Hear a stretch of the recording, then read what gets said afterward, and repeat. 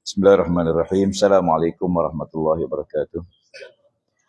Alhamdulillah rabbil alamin wassalatu wassalamu ala asyrafil anbiya'i wal mursalin sayyidina Muhammad wa ala alihi wa sahbihi ajma'in.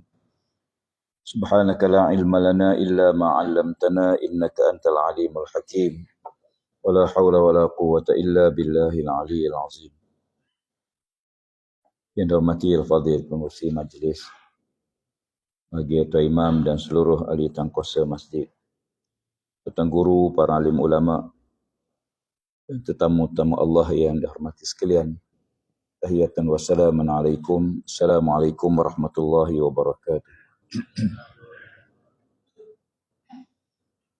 Bila pengurusi sebut tak ada tajuk, jadi saya duk fikir nak ambil tajuk apa malam ni.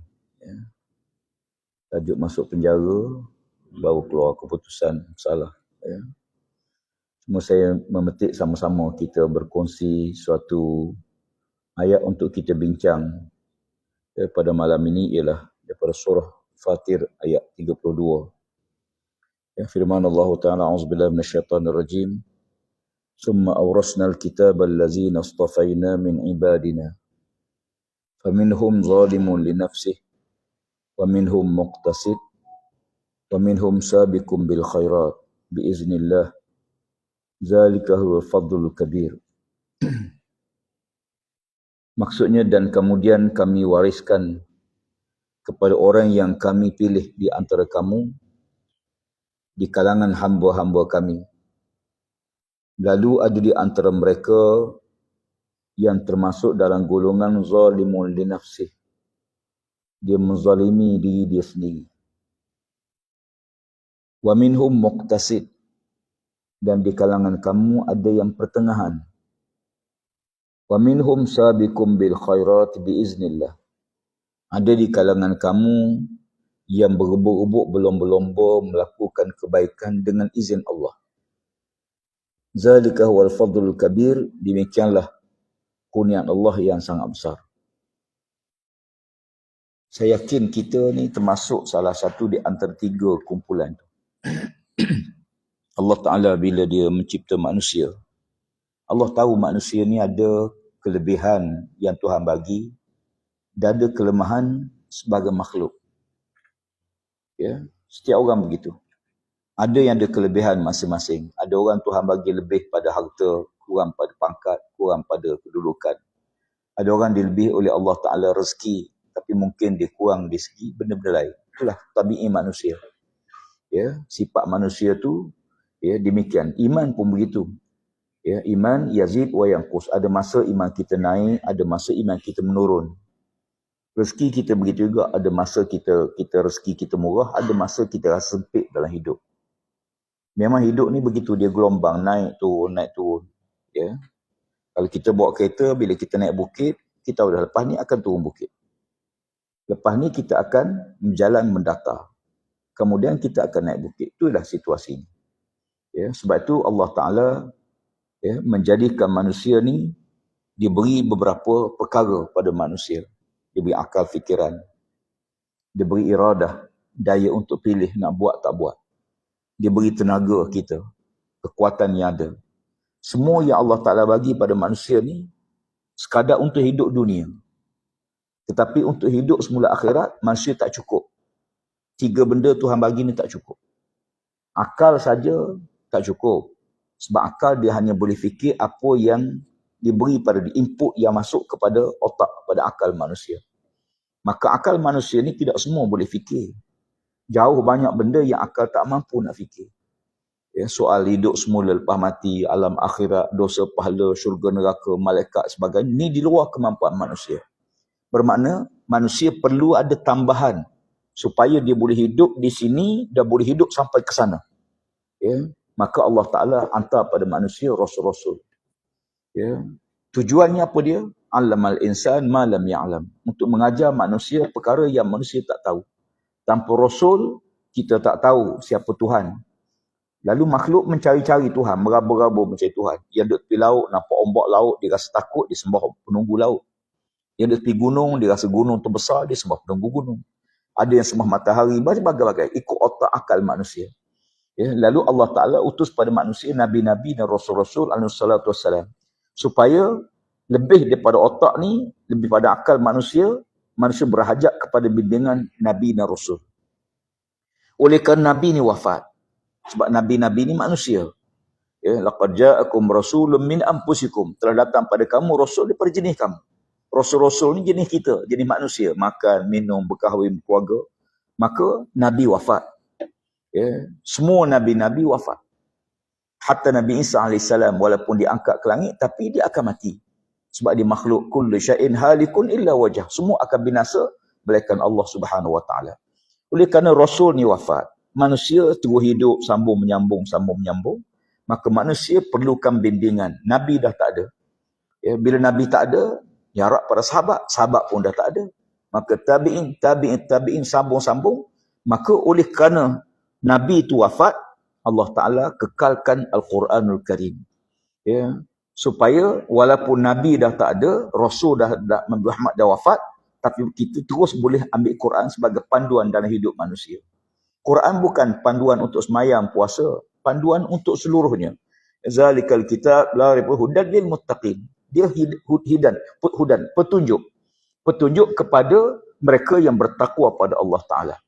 Ya, saya sering kali sebut, ya, kita beli air mineral ni pun, ya, ditulis ni ada kandungan apa kandungan dia, berapa banyak kandungan dia. Hatta tuan-tuan beli kereta ada manual dia. Beli motor ada manual dia. Beli handphone pun ada manual. Panduan nak guna handphone. Ya, padahalnya kita tahu dah macam ni. Tapi dia beri juga buku panduan. Kalau benda kecil macam ni manusia perlukan panduan, apatah lagi nak merentah dunia, nak mentadbir manusia, nak urus alam, maka manusia perlukan panduan. Maka panduan itu ialah Al-Quranul Karim. Manual hidup yang kita kena baca. Arkitek ke, engineer ke, lawyer ke, pentadbir ke, menteri ke, siapa pun, maka dia kena ada reference dia, kena ada rujukan dia. Rujukan nak buat benda ni, tanya Allah dulu. Ya, nak buat sesuatu, maka buka Quran dulu. Kalau dalam Quran tak ada, maka kata Nabi, tengok hadis. Ya, sewaktu Nabi bertanya kepada Abu Zar, ya, Al-Ghifari radhiyallahu anhu, ya Abu Zarrin, ya, innaka satati qaumun ahli kitab. Bila Abu Zar dihantar ke Yaman, Nabi pesan beberapa perkara. Pertama, Nabi kata, wahai Abu Zar, kamu akan pergi pada negeri ahli kitab. Ya, ahli kitab, Yahudi, Nasara ni ahli kitab. Bila kamu sampai di sana, suruhlah mereka mengucap syahadah. Ya, beriman pada Allah Ta'ala, mengaku Allah sebagai Tuhan, mengaku Nabi Muhammad sebagai Rasul. Ya. Kemudian setelah itu, setelah sebati iman mereka, baru beritahu mereka, Allah Ta'ala fardukan kepada mereka kewajipan sembahyang 5 waktu. Ya. Setelah mereka sembahyang, maka barulah beritahu Allah Ta'ala memfardukan kepada kita, supaya kita mengeluarkan zakat, diambil daripada orang kaya di kalangan kamu, diberi pada orang miskin di kalangan kamu. Itu kaedah zakat dalam Islam. Kaedah tax ni bukan ambil untuk kalau ada. Ambil orang kaya, harta orang kaya di kalangan kamu, diberi pada orang miskin di kalangan kamu. Ya, ambil bagi balik. Bagi pada apa? Bagi pada yang perlu. Ya, sebab tidak semua duit yang ada pada kita ni milik kita. Ya. Baik. Dalam bab itu, Nabi SAW tinggal satu pesanan kepada Abu Zar. Ya. Supaya Abu Zar berhati-hati dalam mengambil harta manusia. Berhati-hati. Ya. Dalam bab zakat, ambil yang jadi wajib. Ya. Berhati-hati, jangan bertindak zalim. Jangan ambil bukan hak.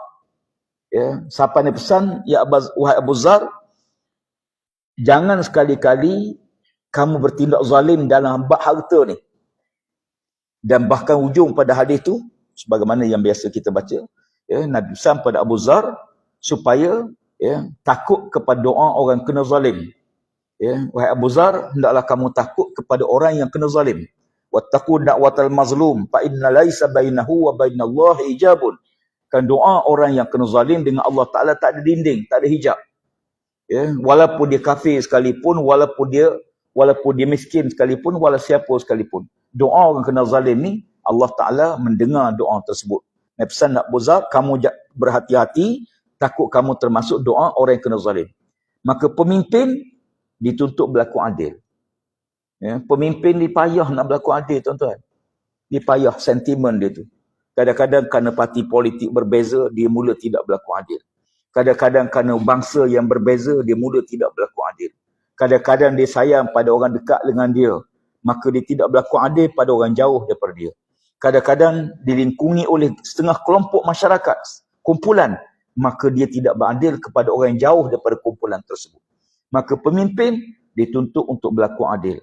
Waktu Nabi SAW menyebut hadis masyhur, sab'atun yudhilluhumullah fi zillihi yawma la zilla illa zilluh. Ada 7 golongan yang layak berteduh di bawah arsy Allah.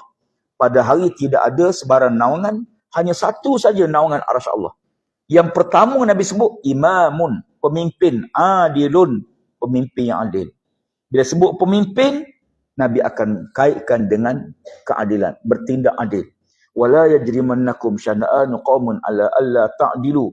Jangan kerana kebencian kamu pada satu kaum, kamu tidak berlaku adil pada kaum tersebut. Jangan. Sebab kaum ni bukan ciptaan dia, bukan ciptaan kita, ketentuan Allah Ta'ala. Jangan kamu bertindak kerana kebencian pada kamu pada satu kaum, kamu tidak adil dengan kaum tu.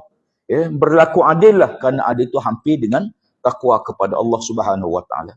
Jadi bila kita merujuk kepada ayat ini, Allah Ta'ala menyebut bahawa Allah Ta'ala mewariskan Al-Quran Al-Karim kepada hamba-hamba di kalangan hamba-hamba yang Allah pilih. Allazina astafaina, yang Allah Ta'ala pilih, min ibadina, di kalangan hamba-hamba Allah. Faminhum, ada di antara manusia ni, kata Allah Ta'ala, zalimun li nafsih. Dia bertindak zalim ke atas diri dia. Kata ulama, maksud zalim li nafsih ni, dia zalim diri sendiri, ialah orang yang menganiaya dirinya, iaitu orang yang lebih banyak melakukan kesalahan daripada melakukan kebaikan. Kata Ibnu Katsir, zalimun li nafsih ini ialah orang yang menganiaya diri sendiri, adalah orang yang meninggalkan kewajipan dan melakukan banyak maksiat kepada Allah. Orang macam ni, dia zalim diri dia. Kalau dia tak semayang, dia bukan zalim orang lain, dia zalim diri dia. Ataupun ditinggal kewajipan-kewajipan yang difardu oleh Allah Ta'ala. Maka golongan ini termasuk golongan yang zalim diri dia. Kata Allah Ta'ala, ada yang Tuhan jadikan manusia ni, dia bertindak zalim atas diri dia. Bila dia zalim dengan diri dia, maka dia akan mula, maksiat ni dia ketagih. Dia ketagih. Dia mula-mula buat, dia rasa bersalah. Tapi dia ulang balik, dia tak rasa apa-apa dah. Ketakutan tu dah hilang. Kebimbangan tu dah hilang. Diulang lagi maksiat, lama-lama tak rasa apa-apa dah. Dia buat maksiat, dia tak rasa bersalah, tak rasa berdosa. Sebagaimana berapa ramai orang tak semayang, dia tak rasa apa. Tak tutup aurat, dia tak rasa apa pun. Tak rasa bersalah. Pasal apa? Kerana maksiat itu bila diulang, berulang-ulang kali, lama-lama dia akan menyebabkan diri dia jadi imun, jadi biasa. Tak ada apa dah. Bahkan setengah-setengah kemungkaran, na'udzubillah, diiringi dengan rasa bangga dengan maksiat dia buat. Bukan saja menyesal, sepatutnya dia buat, menyesal, rasa bersalah. Kemudian bila diulang lagi, dia rasa bangga. Ada orang minum arak, bangga, boleh minum arak. Ada orang minum daun ketum. Sini kenal ketum kot. Campur macam-macam. Campur ubat nyamuk, campur belerang, campur, elok campur semua sekali lah. Gergaji besi ke, tembaga ke. Macam-macam campuran. Pasal apa? Nak lebih high. Nak lebih. Macam-macam. Lama-lama dia sampai dekat, dia buat dia perkara tersebut, dia tak rasa apa. Ada yang bangga pun. Berjudi bangga, berzina bangga. Hari ni, na'udzubillah, ada orang buat maksiat pada Allah, rakam gambar dia berzina. Share dengan orang lain, minta orang lain kongsi. Ada pendapat, pandangan-pandangan yang tak betul, dia minta orang lain kongsi. Sebab tu kalau tuan-tuan bertimbun berita dalam Facebook, zaman ni zaman fitnah. Kita duduk zaman fitnah. Nabi yang SAW sebut dalam satu hadis, al-fitnatu na'imatun la'anallah man ayqazaha. Fitnah ni benda yang sedang tidur. Dia ada, cuma dia tidur, kata Rasulullah. Jangan Allah melaknat sesiapa yang mengejutkan dia, yang memulakan fitnah. Lalu fitnah tu terus tersebar. Yang paling kita takut sekarang ni ialah bukan amalan kita yang, kalau sedekah jariah, bukan amalan pahala yang sambung, tapi dosa. Dosa bersambung-sambung, dah mati masuk kubur lagi. Fitnah tu terus disebar, terus dikongsi dengan orang ramai. Baru ni saya masih lagi terima satu, tu ingat tak yang surat berantai dulu. Ya, surat berantai ni tahun 70-an. Ya, kononnya ada seorang laki-laki waktu dia pergi ziarah makam Nabi SAW di Madinah, dia terlelap dekat makam Nabi. Maka dalam waktu dia tertidur terlelap itu, dia mimpi jumpa Nabi SAW. Maka Nabi beritahu bahawa kiamat tak lama dah. Maka hendaklah dia suruh orang lain bertobat pada Allah Ta'ala dan sebagainya. Dalam surat itulah dalam mimpi itu. Dan hujung tu dikata siapa-siapa yang menyebarkan surat ini, maka dia akan dapat pengampunan Allah, apa hajat dia akan dimakbul oleh Allah, apa kehendaknya Allah akan beri. Masa tu dipotostate tuan-tuan. Surat tu dipotostate. Seorang kena potostate 20 surat. 20 dia sebar. Kita terima potostate 20 dia sebar. Dia kata kalau siapa yang sebar, apa hajat dia, Tuhan makbulkan. Dalam tu tulis, ada seorang tu, dia sebar surat tu, dia beli nombor ekor, kena nombor ekor dia. Ini surat-surat mengarut. Cerita-cerita mengarut. Tetapi, ingatkan fitnah tu dah tak ada tahun 70-an. Zaman sekarang pun masih diedar lagi. Masya Allah. Bayangkan orang yang mula-mula mengundang fitnah tu, buat kemungkaran tu banyak mana dosa dia, na'udzubillah. Sebab tu kata Allah Subhanahu Wa Taala, ada yang sifat pertama, zalimun li nafsih. Dia zalim diri dia. Iaitu dia tinggalkan kewajipan yang Allah fardu kepada dia, dan di waktu yang sama, dia melakukan maksiat dan durhaka pada Allah Subhanahu Wa Taala. Yang kedua, muqtasid. Itu orang yang pertengahan. Adalah orang yang hanya melakukan perbuatan wajib dan menghindarkan diri daripada melakukan perbuatan maksiat, meninggalkan perbuatan yang baik, namun suka melakukan perbuatan-perbuatan yang tercela atau perbuatan yang makruh. Dia muqtasid ni, dia campur aduk, dia bercampur. Kadang-kadang semayang sunat dia buat juga, semayang-semayang ibadah dia buat, tapi di waktu yang sama dia campur dengan maksiat dia dan kemungkaran dia. Golongan yang kedua ni, golongan yang bertengah ini, dia mencampur aduk di antara amal soleh dia dengan keburukan dia.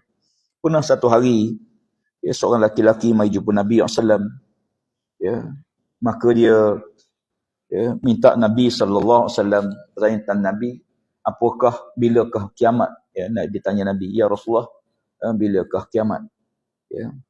Macam sekarang lah ramai orang tanya saya, Ustaz, bila pilihan raya? Bila nak kiamat? Nabi tanya dia, apa yang kamu persiapkan untuk kiamat? Kamu tanya aku bila kiamat, aku nak tanya, apakah persiapan yang dah kamu buat untuk berdepan dengan kiamat? Dia kata, ya Rasulullah, aku cinta Allah dan Rasul. Itu yang dia sebut. Aku cinta Allah dan Rasul. Kata Nabi, kamu akan bersama orang yang kamu sayang nanti di akhirat. Masya Allah. Seorang laki-laki mendatang, ya Rasulullah, doakan aku supaya aku masuk syurga. Nabi tanya dia, apa amalan kamu? Aku ni ya Rasulullah, aku hanya buat amalan wajib saja. Aku tidak buat amalan-amalan sunat. Apakah aku layak masuk syurga? Apakah kamu lakukan syirik pada Allah? Dia kata tidak. Apakah melakukan dosa besar? Tidak. Maka Nabi kata bahawa kamu akan masuk syurga Allah Subhanahu Wa Taala. Kullu ummatin yadkhuluna al-jannah illa man aba. Qalu ya Rasulullah man ya'ba? Qala, kata Nabi SAW, semua umatku akan masuk syurga. Semua umat Muhammad akan masuk syurga, melainkan mereka yang tak nak masuk syurga. Sahabat tanya, ya Rasulullah, siapa yang tak nak masuk syurga? Kata Nabi, siapa man ata'ani faqad dakhal jannah wa man asani faqad aba. Siapa-siapa yang mentaati perintahku, maka dia akan masuk syurga Allah Subhanahu Wa Taala. Dan siapa-siapa yang buat maksiat kepada perintah Allah Taala, maka dia enggan masuk syurga. Orang ni yang tak nak masuk syurga. Maka kan itulah kita tengok golongan yang kedua ini terkadang bercampur aduk di antara kebaikan dan keburukan. Waktu rajin semangat, Masya Allah, lepas asar sembang sunat lagi. Tengah semangat.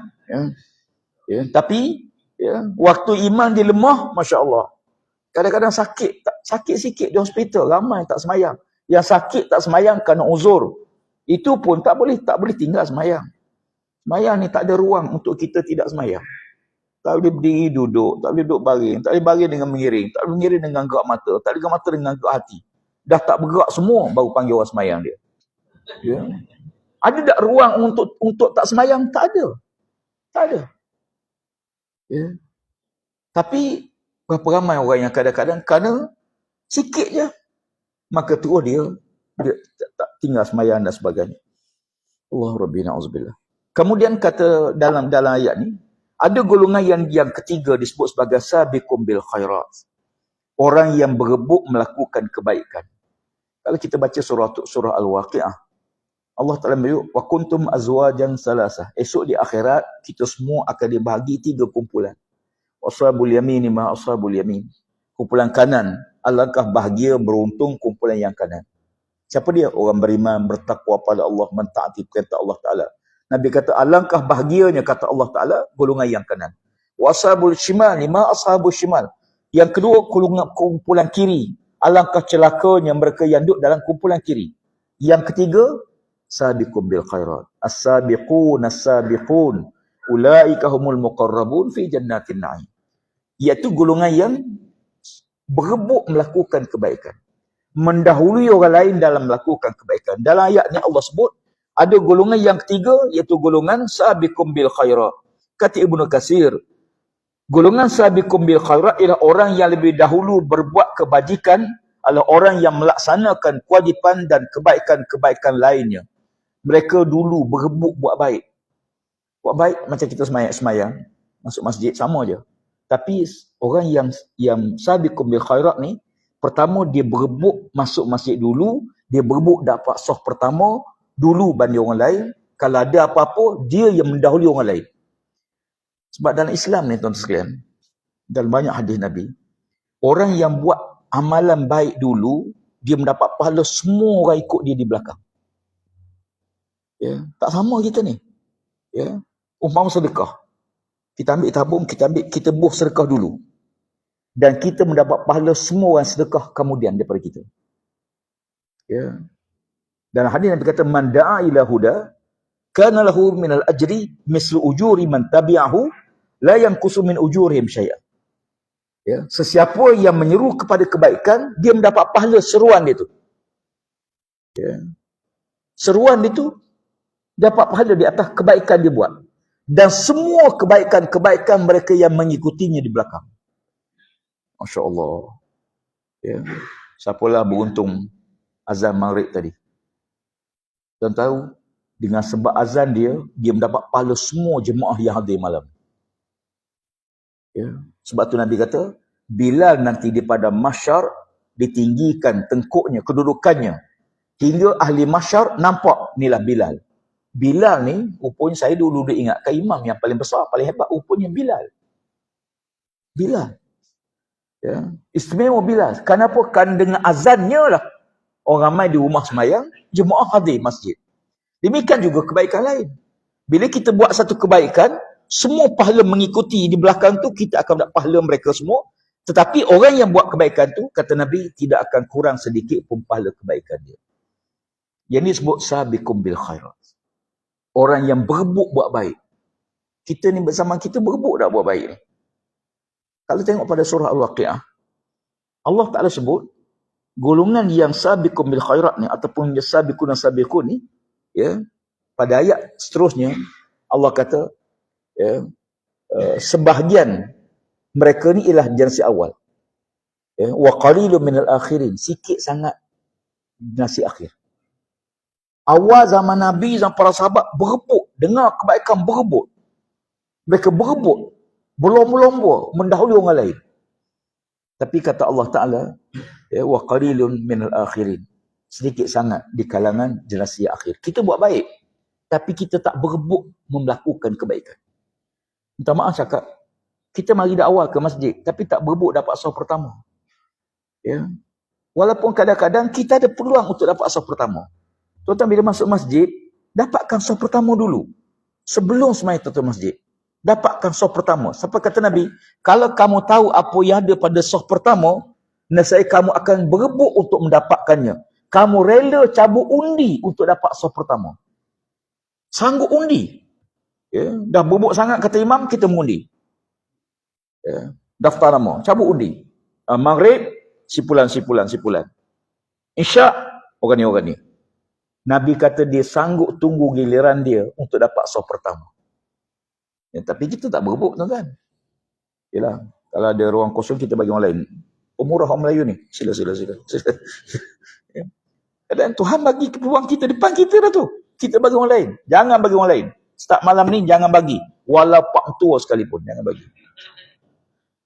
Kecuali bakal pak tua tu kena timbang lah. Ya, kalau dah pak tua tak apa dah.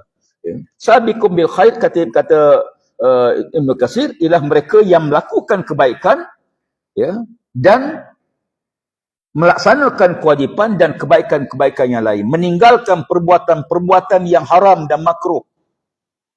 Ya. Allahu Rabbi, meninggalkan perbuatan yang haram dan meninggalkan perbuatan yang makruh.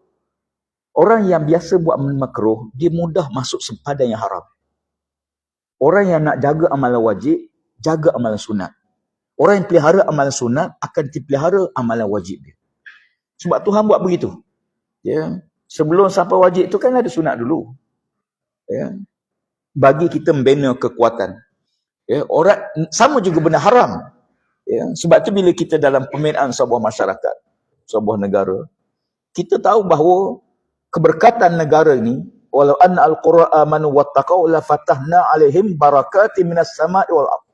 Kalau penduduk satu negeri itu, katalah Kedah ni, ya, atau penduduk satu kampung tu, kata Allah Ta'ala, mereka beriman pada Allah, ya, wattaqau dan bertakwa pada Allah, la fatahna alaihim barakatin minas sama'. Nescaya Allah Ta'ala akan buka pintu keberkatan di langit. Berkat ni satu kalimah yang ada dalam Islam. Dia tanya pada Allah Ta'ala, berkat makna berkat? Ziyadatul khair. Berkat makna bertambah kebaikan kita. Kalau ada umur, rasa bertambah umur kita, keberkatan umur tu. Kalau kita ada harta, rasa bertambah berkat pada harta tu. Itu maknanya keberkatan kita. Ya. Tetapi, bila manusia durhaka pada Allah, buat maksiat pada Allah, maka di hadapan dia ialah kemurkaan Allah Ta'ala. Allah cabut keberkatan negeri, keberkatan negara tersebut. Maka dalam hal ini, ya, perkara yang besar Islam datang ialah membetulkan kehidupan, panduan hidup manusia. Satu-satunya yang Allah Ta'ala suruh kita minta tiap-tiap waktu semayang, ihdinas siratal mustaqim. Ya Allah, tunjuklah pada kami jalan yang betul. Ya. Saya orang politik, doa pada Allah, ya Allah tunjuklah jalan politik yang betul. Kita tak nak politik yang merosakkan, politik yang menghuru-harakan, politik yang tidak dapat keberkatan daripada Allah Ta'ala. Tuan-tuan sebagai peniaga, minta Allah tunjukkan mana jalan perniagaan yang betul. Ya Allah berkati jalan tersebut. Ya, tuan-tuan sebagai petani, semua kita ni ada jalan masing-masing. Setiap jalan itu, kita mohon Allah Ta'ala tunjuk pada kita jalan yang diberkati oleh Allah Subhanahu Wa Ta'ala. Semua bergerak atas jalan masing-masing. Ya, semua yang bergerak atas jalan. Tuan-tuan dongak ke langit tengok kapal terbang. Ya, sekarang ni ada beribu kapal terbang, ya, sedang bergerak di udara. Semua berjalan di atas line masing-masing. Dan dia mesti betul line tersebut. Di lautan, walaupun lautan terbuka luas, kapal tak boleh berlayar ikut suka hati dia. Dia mesti berjalan di atas landasan dia, atas jalan dia. Maka jalan inilah, jalan hidup ni yang kita minta pada Allah Ta'ala. Ya, memanglah ujian, Masya Allah. Ya, lepas tu bila kita dengar, tengok, yalah, baru ni takdir Allah Ta'ala. Bila pada menteri, bekah pada menteri, ya, mahkamah buat keputusan, beliau dapati bersalah. Ya, proses mahkamah lalu ketiga-tiga proses, mahkamah tinggi, mahkamah rayuan, mahkamah persekutuan. Akhirnya hakim mendapati bersalah dan jatuh hukuman penjara. Berapa tahun? 12 tahun. 12 tahun, tuan-tuan. Masya Allah. Bayar denda 210 juta. Hari ini, isteri dia, Masya Allah, jatuh hukuman penjara 10 tahun. Denda 970 juta. Atau kalau tak bayar, tukar penjara 30 tahun. Campur 10 tahun, 40 tahun. Semoga Allah Ta'ala merahmati. Ya. Dalam Islam ni, hukuman itu, mungkin Allah Ta'ala nak ampun dosa. Mungkin Allah nak angkat darjat. Ya. Mungkin ada kebaikan. Ya.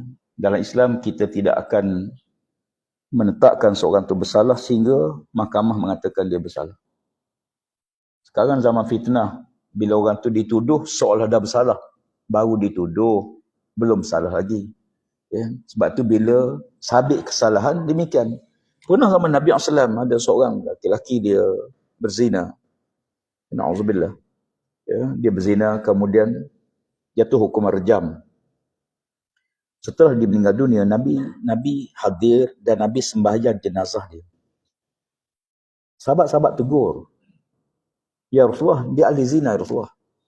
Nabi kata, dia telah bertaubat pada Allah Ta'ala. Dan Allah telah terima taubat dia. Dia bersungguh-sungguh dia minta ampun pada Allah. Padahal tak ada saksi. Dia mari mengaku. Dan Nabi tak suka dengar. Tapi dia mari mengaku 4 kali berturut-turut. Ya, akhir pengakuan tu diterima sebagai bukti bahawa dia telah berzina. Dia mari jumpa Nabi. Ya Rasulullah, hukumlah aku dan hukum Allah. Aku telah berzina. Semoga aku tidak diazab di akhirat, Rasulullah. Nabi pusing muka, Nabi tak nak dengar. Dia mari baki, dia mengaku sekali lagi. Nabi pusing muka dia. Dia mari lagi mengaku kali 3. Akhirnya Nabi pusing muka. Ke belakang. Dia mari mengaku lagi kali keempat. 4 kali pengakuan, diterima pengakuannya sebagai bukti. Nabi kata, bawa dia dan hukumlah dengan hukum Allah. Ya, asy-syaikhu was-syaikhatu iza zanaya farjumuhuma al-batta. Ya, pezina laki-laki dah muhsan, dah kahwin, ya, laki-laki atau perempuan sabit kesalahan zinanya, maka rejamlah dia sampai mati. Maka sahabat-sahabat dia pun gilah nak hukum. Dia minta dihukum. Kau tengok dulu ada seorang artis di Pahang, dia ditangkap kerana minum arak. Dan dia ditangkap, dia minta hukum dia dengan hukum Allah. Dia diminta sebab 40 kali sebatan. Kan diminum arak. Mahkamah syariah hanya ada kuasa 6 kali sebatan. Dia minta hukum dia hukum Allah. Saya tak nak 6 kali, saya nak 40 kali. Hukuman syar'i ni dia bukan mati pun, hukuman yang ringan. Ya, sebatan ringan. Ada orang begitu. Kerana takut pada azab Allah di akhirat. Dia pun berdiri. Sahabat-sahabat merjam dia. Batu baling dia. Ya. Bila sahabat baling dia, dia takut, dia sakit, dia lari. Sebab tangan kaki tak ikat, dia pun lari. Bila dia lari, sahabat kejar dia sambil baling. Kejar sambil rejam batu. Sayyidina Umar Al-Khattab mengambil satu batu, tunggu dia. Lalu Sayyidina Umar baling dengan batu besar, jatuh mati. Dan Nabi sembahyang jenazah dia. Ya. Sahabat kata, Rasulullah dia berzina. Nabi kata, dia telah minta ampun pada Allah Ta'ala. Tak ada siapa pun tengok dia, tapi dia mari mengaku. Ya. Sebab tu bagi orang yang melakukan kesalahan, ya, maka Allah Ta'ala buka peluang supaya bertaubat pada Allah, minta ampun pada Allah Subhanahu Wa Ta'ala. Ya, tak payahlah nak tunjuk baik, nak main mengaku, akhir minta hukum, ya, kerana bukan kaedah Islam demikian. Ya, tetapi kalau sabit kesalahan dengan saksi sebagainya, maka dia dihukum. Ya, maka hukuman itu, kita tidak diminta untuk menghina orang yang menjalani hukuman. Ya, tapi kita mengharapkan kebaikan. Ya, mudah-mudahan Allah Ta'ala mengampun dosa dia. Mudah-mudahan Allah Ta'ala merahmati dia. Mudah-mudahan Allah Ta'ala mengangkat darjat dia. Wallahu a'lam. Ya, apapun kepada kita, penjalan hidup ni dia begitulah. Ya, kadang-kadang ya, bila kita baca surah Al-Waqi'ah, kita nampak Allah Ta'ala sebut, ya, iza waqatil waqi'ah laisa liwaqatiha khafidatun rafi'atun. Khafidatun rafi'atun. Khafidah, orang duduk tempat tinggi akan jatuh menjunam ke bawah. Masya Allah. Ya, disanjung, dimulia dengan gelaran, dengan pelbagai tempat diraih apa semua. La ilaha illallah. Tiba-tiba jatuh menjunam ke bawah. Itu akhirat. Rafi'atun, orang yang hina dina dunia, orang tak kenal dia, orang hina dia, pelbagai perkara. Di dunia, akhirat besok rafi'atun, Allah angkat darjat dia. Masya Allah. Ya, jadi sahabat-sahabat sekalian, bila berlaku situasi ini, sebab tu Allah kata, hidup dunia ni sebagai tempat yang Allah akan uji manusia. Ya. Allah akan uji kita dengan pelbagai ujian. Ya. Apa yang Allah nak uji? Wa nabluwannakum bisyai'in minal khawf wal ju' wa naqsin minal amwali wal anfusi was samarat wa basyirus sabirin. Ya. Wa nabluwannakum, pasti kamu akan diuji oleh Allah Ta'ala. Bisyai'in minal khawf, dengan perasaan takut. Takut ni salah satu bentuk ujian Allah. Takut. Duk seorang takut. Ya. Sentiasa dalam takut. Ya. Bila mengandung takut kalau anak tu tak sempurna. Lahir anak. Takut pula nak didik anak tu. Takut kebimbangan. Panjang masa. Ya. Bila anak kita remaja, anak-anak kita bimbang. Takut dia melanggar kereta. Takut macam-macam. Takut tak habis-habis. Ya. Dah besar dah. Ya. Takut pula. Takut nanti tak cemerlang dalam belajar. Macam-macam. Ya. Sampai tua pun takut lagi. Tua takut isteri pula. Ada. Tempat lain lah. Ya. Allah akan uji rasa takut. Sekarang ni bila COVID, semua orang takut.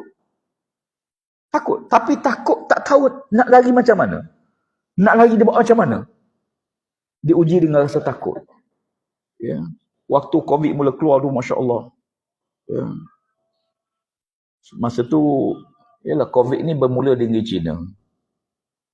Ya. Pelancong China mari ke negara kita. Masa tu border belum ditutup.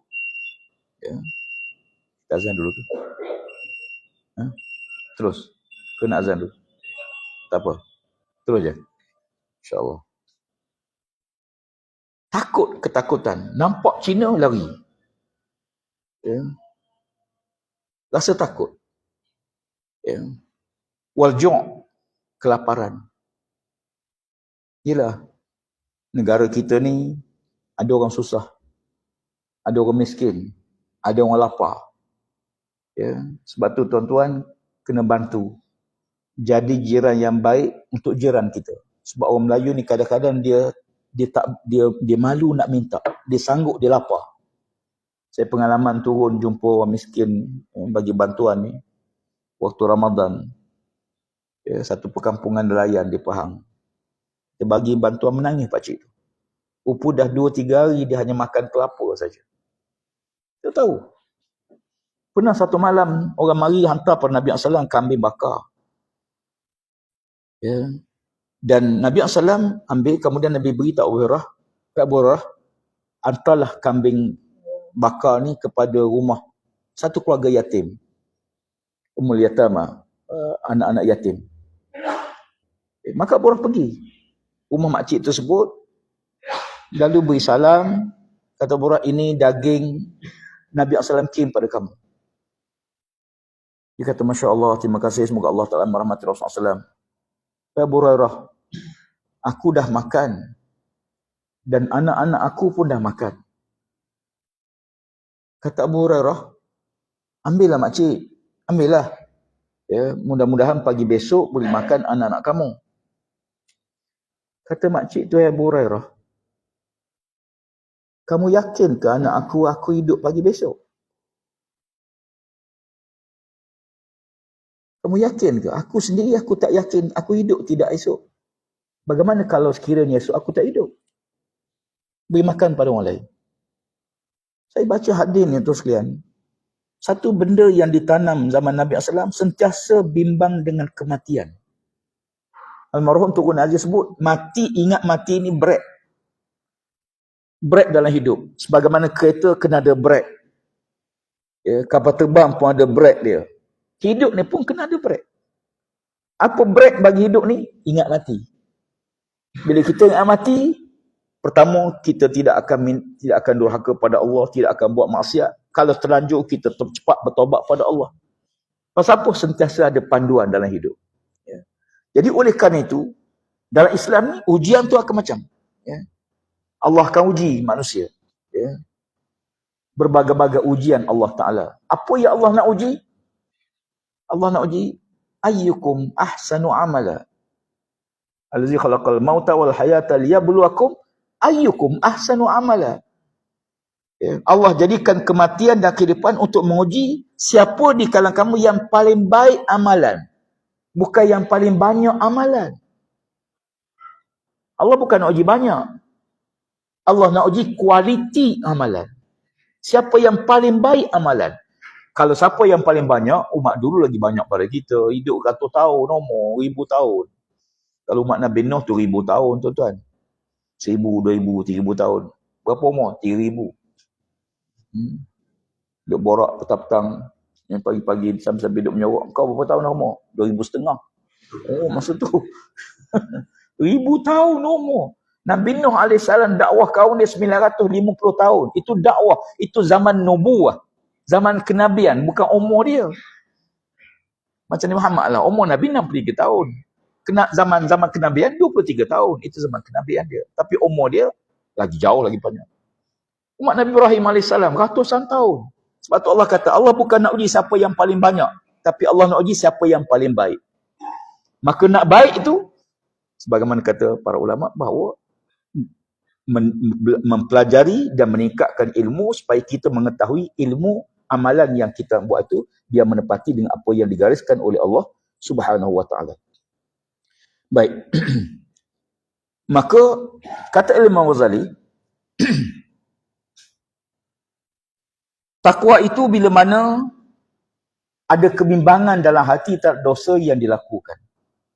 Bila seorang tu buat salah, bimbang dalam hati dia. Kalau ada kebimbangan, rasa takut, rasa gerun, bermakna dia masih lagi dalam tahap golongan bertakwa pada Allah. Kerana takwa itu bila disentuh, dia akan terasa. Ya. Maka, ya, ada kebimbangan terhadap dosa, kebimbangan melakukan maksiat, sama ada di hadapan manusia atau di belakang manusia. Lantaran itu kata Imam Ghazali, bahawa ilmu itu semakin belajar, semakin takut pada Allah Subhanahu wa taala. Makin kita belajar, makin rasa takut, makin belajar, makin rasa takut. Pasal apa? Ya. Innama yakhshallah min ibadihil ulama. Orang yang takut pada itu ialah ulama, orang yang mengetahui. Sebab tu doktor dia lebih takut banding kita. Kita cek, doktor bimbang kita. Bahaya dah pakcik ni. Gula dah tinggi ni. Berapa tinggi? 16. Relax je pakcik tu. Doktor pula risau ke dia. Ya. Bahaya dah pakcik ni. Okey, pakcik kata okey saya. 16 pun okey lagi. Mungkin 20 baru tak okey. Ya. Orang yang mengetahui, dia memang dia rasa takut sebab dia tahu. Satu masa dulu saya tahun 99, tahun 2000. Masa tu saya kebetulan, masa tu saya jadi adun di Pahang. Persatuan Orang Buta jemput saya ceramah. Ni Persatuan Orang Buta, tuan-tuan. Orang buta-buta dapat bantuan kebajikan tiap-tiap bulan daripada kerajaan. Orang yang dapat bantuan ni biasa takut, tuan-tuan, takut kena potong bantuan. Betul. Tapi dia jemput saya ceramah di Persatuan Orang Buta. Kata dia, betul. Orang celik pun tak berani, tuan-tuan. Orang buta panggil, saya pergilah. Melangkah masuk dewan, takbir, takbir. Saya kata hebat, tuan-tuan. Berani. Pasal berani? Sebab tak nampak. Ya. Orang yang tak nampak, depan dia rima. Dia relax . Rima takut ke dia? Macam pakcik ni. Jadi orang yang nampak, orang yang tahu, memang lebih takut. Sebab tu disebut orang, ulama ni orang yang mengetahui. Kata Imam Ghazali, bila orang tu bertambah ilmunya, mendalam ilmunya, maka lebih rasa gerun takut pada Allah Subhanahu wa taala. Bahkan Nabi kata, kalau kamu tahu apa yang aku tahu, kata Rasulullah, nescaya kamu akan banyak menangis daripada ketawa. Pasal apa? Kerana Nabi tahu. Sebab tu Nabi SAW berdoa, merayu sungguh-sungguh pada Allah. Pasal apa? Sebab Nabi tahu. Ya. Yang kedua, semakin belajar, semakin rasa cela dirinya. Dan rasa rendah diri pada Allah Ta'ala. Ya. Sebab tu sifat ilmu tu, dia menundukkan, mutawadda', bukan takabur. Bila Allah Ta'ala perintah iblis, usjudu li Adam, fasajadu illa iblis, aba wastakbara, wa kanul kafirin. Sujudlah kamu pada Adam, yang hormat pada Adam AS. Maka semua makhluk sujud, kecuali iblis. Iblis ni dia ada dua kesalahan dia. Pertama, aba, enggan dia untuk taat perintah Allah. Ya. Allah perintah sujud pada Adam, dia tak buat. Ada tak golongan yang engkar perintah Allah? Ada. Allah perintah semayang, dia tak semayang. Allah perintahkan dia tutup aurat, dia tak tutup aurat. Allah perintahkan dia puasa, tak puasa.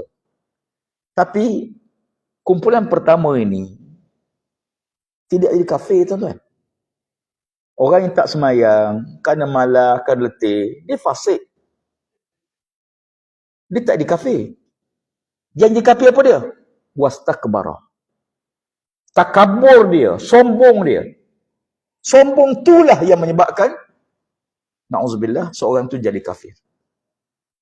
Ya. Sebab tu bila kita baca sejarah-sejarah pada pagi Jumaat, ya, Allah Ta'ala berfirman, ya, di antara sifat orang beriman ni, iza zukrullah, bila dia sebut nama Allah, gemetar hati dia. Dan bila Allah perintahkan, ya, untuk sujud, kharru sujada wasabbahu bihamdi rabbihim wa hum la yastakbiru. Ya, kepala dia turun sujud pada Allah. Okey dah, jasad kepala letak bawah. Tapi hati dia tidak sombong dengan Allah Subhanahu Wa Taala. Ada orang kadang-kadang kepala sujud tapi hati sombong dengan Allah. Ya, masya-Allah, na'udzubillah. Kemudian kata Imam Ghazali lagi dalam menghuraikan bab-bab ini, bahawa orang yang ada ilmu yang dekat diri dengan Allah Subhanahu Wa Taala, maka dia akan berusaha untuk mendampingkan diri dan melaksanakan kewajipan. Dan semakin belajar, semakin tidak cintakan dunia yang lara dan melekakan dia, sehingga menjauhkan dia daripada rahmat Allah Subhanahu Wa Taala. Ad-dunya khudratun khulwatun. Dunia diibaratkan benda yang hijau cantik, tapi dia persinggahan sementara. Kita dalam perjalanan. Kita tengah berjalan lagi sekarang. Daripada perut mak, mari dunia. Lepas ni masuk alam barzah, alam kubur. Ya, semua orang masuk pintu yang sama. Pintu namanya pintu kubur. Tapi alam yang kita nak pergi, satu alam je. Alam barzah. Daripada situ kita akan berjalan lagi. Alam mahsyar. Daripada alam mahsyar barulah kita akan sebagai alam akhirat. Yang akhir sekali. Syurga atau neraka.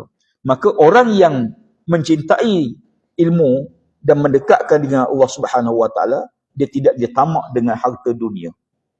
Ya, sampai kadang-kadang, na'udzubillah.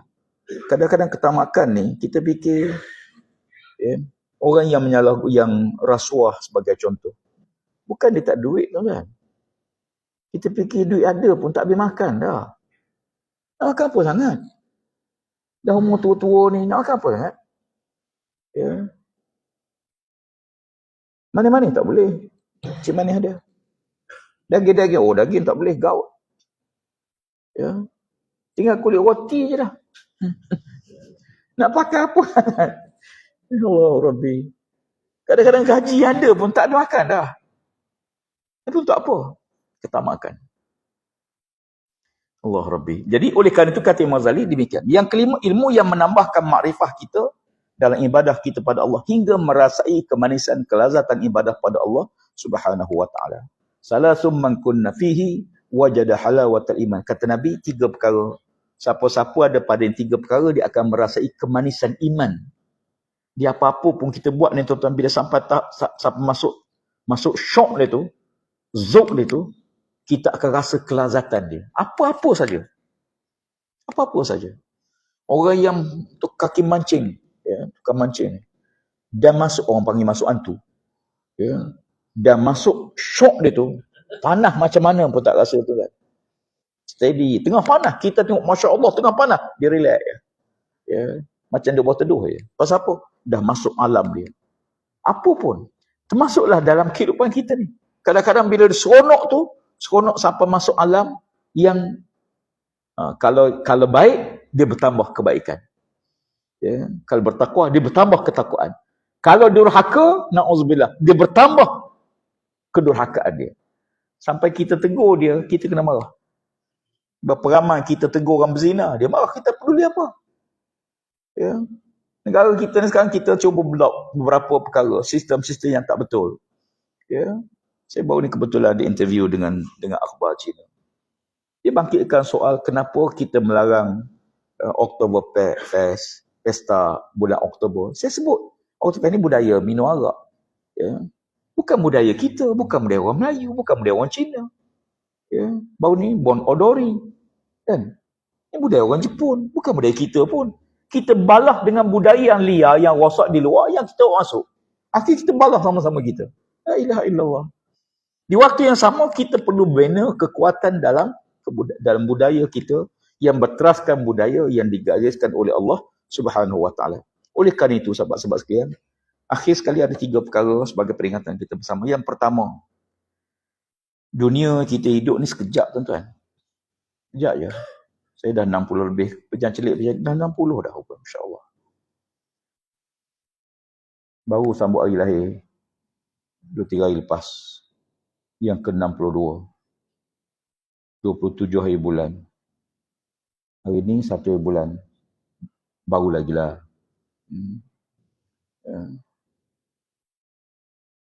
Umur kita ni pendek. Amar ummati bana sittin wa sab'in. Kata Rasulullah. Purata umur umatku 60 ke 70 tahun. Tapi yang penting bukan panjang pendek umur. Yang penting apa yang kita buat dengan umur yang Tuhan bagi pada kita. Ada seorang sahabat Nabi tu sekalian, Sa'ad bin Mu'az namanya. 6 tahun dalam Islam. Dia masuk Islam umur 31, dia wafat umur 37. Waktu hari mati dia, menangis para malaikat Allah, bergegar aras Allah Subhanahu Wa Taala. Sewaktu Nabi iring jenazahnya ke kubur, Nabi menjinjit kaki. Ya, sahabat kata, ya Rasulullah, kenapa kau menjinjit kaki? Nabi kata, aku bimbang terpijak sayap para malaikat yang turun mengiringi jenazah Sa'ad bin Mu'az. 6 tahun dalam Islam. Hebat manusia ni. Ya, kuburnya dibakar. Ya. Apa yang boleh kita buat setelah kita mati supaya pahala kita tak mati dengan mati kita? Tuan-tuan buatlah. Semua orang boleh buat. Ada orang minta sedekah, bagilah. Ada orang minta derma buat masjid, bagilah. Walaupun RM1, walaupun sikit. Atau tanam pokok, tanamlah. Tanamlah. Ya. Saya jumpa seorang pakcik umur 75 tahun, tanam musangking. Tengah tanam musangking, umur 75. Kata pakcik, sempat makan ke ni? Dia kata, Ustaz, kena makan buah rasa macam tak dan dah. Tak sempat dah. Tapi kalau nak makan pahala, rasa sempat lagi. Ya. Betul. Yang kedua, ya akhi, hidup kita ni ada kesalahan, ada dosa. Ya. Semua kita ada salah. Ya. Kadang-kadang dosa zaman muda. Ada masa-masa dosa kita buat, Allah tutup. Tak ada siapa tahu pun dosa kita. Allah tutup dosa tersebut. Masya Allah. Zaman muda-muda, macam-macam. Tak semayang, macam-macam zaman muda tu. Ya. Tengok-tengok, sekarang dah tua, Alhamdulillah. Banyak berubah. Ya. Saya ada seorang kawan, nakal ya Rabbi. Masya Allah. Masa sekolah, sama sekolah dengan saya. Nakal ya Allah. Ya. Kalau cermin pecah, kerja dia lah tu. Kalau kipas ni bengkok, tu kerja dia lah. Ya Rabbi. 30 tahun saya pisah dengan dia, baru ni jumpa dia. Jadi imam masjid daerah, tuan-tuan. Saya tanya, Atta kerja mana sekarang? Dia bisik kata, Ana jadi imam sekarang ni masjid daerah. Saya kata, Masya Allah, nasib baik makmum tak tahu. Kalau makmum tahu mufarakah, dia kata tu zaman jahiliah, zaman dulu lah. Sekarang okey dah. Ya. Siapa sangka orang nak bunuh Nabi, cabut pedang nak bunuh Nabi, marah pun Nabi SAW, akhirnya jadi khalifah Rasulullah, wafat di tanah sebelah Nabi SAW. Sayyidina Umar Al-Khattab radhiyallahu anhu. Kata Imam Ghazali, jangan kamu benci terhadap pelaku maksiat, tapi kamu kena benci maksiat yang dilakukan. Kita kena benci maksiat, tapi jangan benci pelaku dia, sebab pelakunya ada potensi jadi baik. Ada peluang untuk bertaubat jadi orang yang soleh. Ya.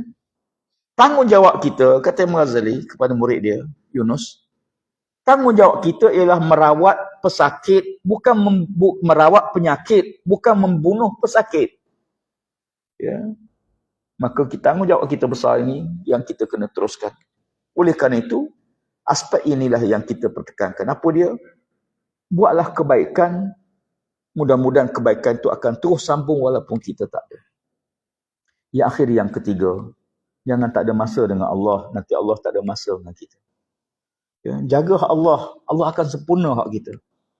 Ya, doa pada sahabat tanpa pengetahuan dia. Ya, bila kita ingat sahabat, kita doa ke dia. Ingat sahabat kita mati, sedekah. Baca Fatihah, baca Qul Allah, sedekah pada dia. Mudah-mudahan bila kita tak ada nanti, orang akan sedekah amalan dia kepada kita.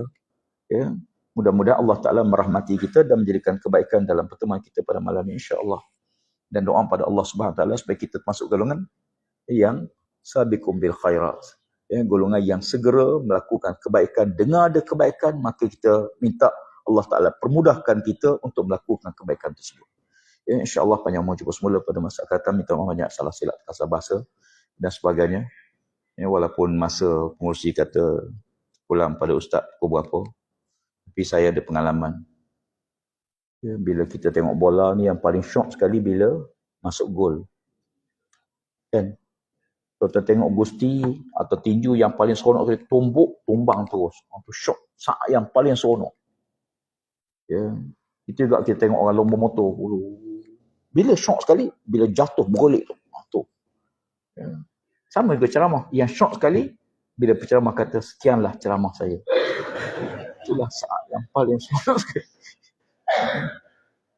Wallahu a'lam. Aqul qawli hadza astaghfirullahal azim li wa lakum. Wassalamualaikum warahmatullahi wabarakatuh. A'udzubillahi minasyaitonir rajim. Bismillahirrahmanirrahim. Allahumma salli ala sayyidina Muhammadin wa ala alihi wa sahbihi ajma'in. Allahumma ij'al jam'ana hadza jam'an marhuma wa masuma. Allahumma hdina siratal mustaqim siratal ladzina an'amta 'alaihim minan nabiyyin was-siddiqin wasyuhada'i was-shalihin wa bizina ilman warzuqna fahma. Rabbana tabi'na baina qawmina bil haqq wa anta khairul fatihin. Rabbana atina fid dunya hasanah wa fil akhirati hasanah wa qina azabannar. Wa sallallahu ala sayyidina Muhammadin wa ala alihi wa sahbihi ajma'in. Alhamdulillahirabbil alamin.